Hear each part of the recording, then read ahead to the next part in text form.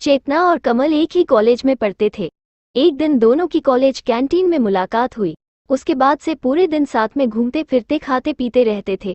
चेतना और कमल के बीच नजदीकियां बढ़ने लगी। देखते ही देखते उन दोनों को एक दूसरे से प्यार हो गया। अब वो दोनों अकेले में वक्त बिताने लगे। बाग में घूमना, साथ में मूवी देखने जाना, साथ में पढ़ना, वो हर काम एक साथ ही करते थे। देखते ही देखते कॉलेज खत्म हो गया और उनका मिलना भी कम हो गया। एक बार चेतना और कमल दोनों एक नदी किनारे बैठे थे। चेतना ने कमल से कहा, अब तो हमारी कॉलेज भी खत्म हो गई है, अब हम एक दूसरे के साथ वक्त कैसे बिताएंगे, और अब जल्द ही मेरे घर वाले मेरी शादी करवा देंगे। कमल ने उसका हाथ पकड़ते हुए कहा कि चेतना, तुम चिंता मत करो, मैंने 2-3 कंपनी में नौकरी के लिए अप्लाई कर दिया है। बस कुछ ही दिनों में मैं अच्छी नौकरी पर लग जाऊंगा, फिर हम दोनों अपने अपने घर में बता देंगे। एक हफ्ते बाद ही कमल को अच्छी कंपनी में जॉब मिल गई। फिर उन्होंने तय किया था कि उन्हें अब घर पर बता देना चाहिए। फिर उन्होंने अपने अपने घर पे बता दिया। कमल की माँ तो मान गई, पर कमल के पिताजी नहीं मान रहे थे, और यहाँ चेतना के घर वालों ने तो साफ साफ मना ही कर दिया था। अब वे दोनों बहुत परेशान रहने लगे कि अब करे तो भी क्या करे। उन्होंने निश्चय किया कि अब कैसे ही करके वो अपने घर वालों को मना लेंगे। बहुत दिन हो गए, दोनों का एक दूसरे से बात करना भी काफी कम हो गया था, क्योंकि चेतना के घर वालों ने उसका फोन छीन लिया था और उसके लिए रिश्ता ढूंढ रहे थे। वो कभी कभी अपनी सहेली के घर जाती, तभी कमल को फोन कर पाती थी और बस हमेशा यही कहती कि कमल कुछ करो तुम जल्दी से, वरना मेरी शादी किसी और के साथ हो जाएगी। मैं तुमसे बहुत प्यार करती हूँ, मैं नहीं रह पाऊंगी तुम्हारे बिना। कमल हमेशा उसे आश्वासन देता था, पर उससे समझ नहीं आ रहा था कि वो करे तो क्या करे, कैसे वो अपने घर वालों को मनाए। यही सोचते सोचते वक्त गुजरता जा रहा था। चेतना और कमल बहुत परेशान रहने लगे।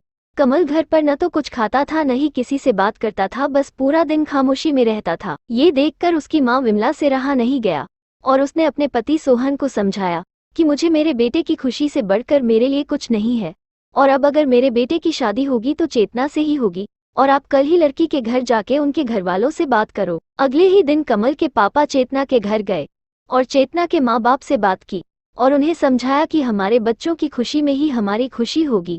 मेरा बेटा एक अच्छी कंपनी में काम करता है और उसकी तनख्वाह भी अच्छी है, वो आपकी बेटी को खुश रखेगा। कमल के पिताजी की बात सुनकर चेतना के माँ बाप मान गए और शादी के लिए राजी हो गए।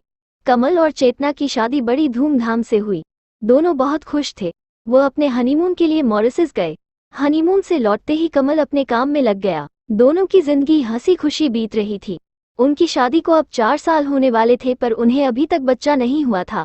घर वाले, सभी रिश्तेदार, सब लोग चेतना से हमेशा यही सवाल पूछते थे कि खुशखबरी कब दे रही हो, पर वो हमेशा मुस्कुराकर बात टाल देती थी। कमल और चेतना भी बच्चा चाहते थे, पर उन्हें नहीं हो रहा था। बहुत सारे डॉक्टरों को भी दिखाया, सब जांचें भी करवाई, लेकिन कोई फायदा नहीं हुआ। तब चेतना की सास उसे बाबा के पास भी ले गई, पर वहां से भी सिर्फ निराशा ही हाथ लगी। चेतना बहुत परेशान थी।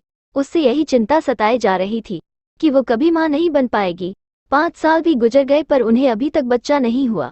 एक दिन कमल ऑफिस से आया तो उसकी माँ उस पर चिल्लाने लगी कि तूने अपनी इच्छा से शादी की, अब देख रहा है ना, तो बच्चा भी हो रहा है, अब हमारा वंश आगे कैसे बढ़ेगा। रिश्तेदारों और भाई बंधुओं के ताने सुन सुनकर मेरे कान पक गए हैं।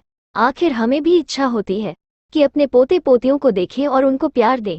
ये सब चेतना सुन रही थी।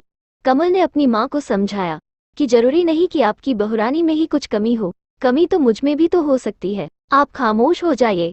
जैसे तैसे करके उसने अपनी मम्मी को चुप करवाया और अपने रूम में चले गया। जहाँ चेतना वहाँ बहुत रो रही थी।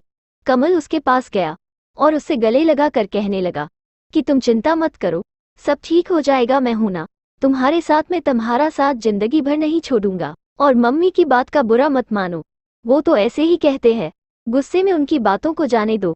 खाना लगा दो, अपन साथ में ही खाना खाते हैं। चेतना थोड़ा शांत हुई और खाना लेकर आई। दोनों ने साथ में खाना खाया और दोनों ऊपर के कमरे में सोने चले गए। पूरी रात चेतना यही सोचती रही कि मैं कैसी औरत हूँ जो मैं अपने पति को बच्चा भी नहीं दे पा रही हूँ, अपने वंश को आगे नहीं बढ़ा पा रही हूँ, कितनी बदनसीब हूँ मैं। वो पूरी रात सो नहीं पाई और बस रोए ही जा रही थी। सुबह हुई तब सब अपने अपने काम में लग गए। कमल भी खाना खाकर ऑफिस के लिए चला गया। चेतना भी अपना काम करने लगी, पर उसके दिमाग में वही रात वाली बात चल रही थी। पूरा दिन यही सोचती रहती थी।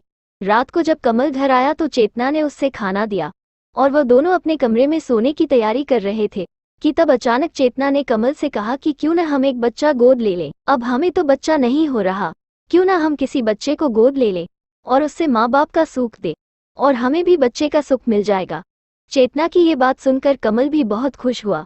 वो दोनों दूसरे ही दिन बच्चा गोद लेने के लिए एक दत्तक ग्रहण संस्था गए और वहाँ पूरी बात बताई। दत्तक ग्रहण संस्था वालों ने कहा कि आप एक फॉर्म भर दो, जैसे ही सब जांच पड़ताल हो जाएगी आपको फोन कर देंगे।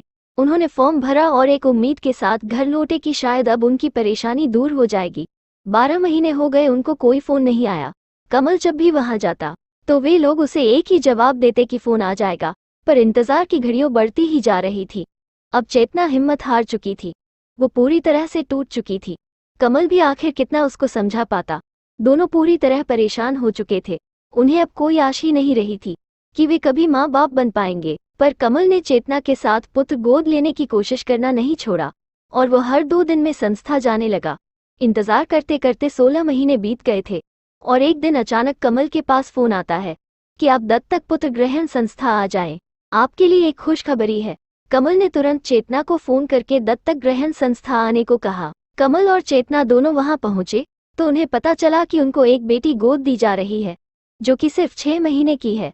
कमल और चेतना की खुशी का ठिकाना नहीं रहा। कमल तो खुशी के मारे वही नाचने लगा और चेतना भी अपने मन ही मन बहुत ही खुश थी। कमल और चेतना दोनों उस बच्ची को लेकर घर आए। कमल की माँ ने उनका पूजा की थाली से स्वागत किया।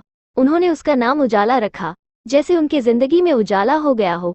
अब कमल और चेतना के साथ साथ सब बहुत खुश थे। आखिर उन्हें अपनी बेटी जो मिल गई थी और वो अच्छे से खुशहाल जिंदगी जीने लगे।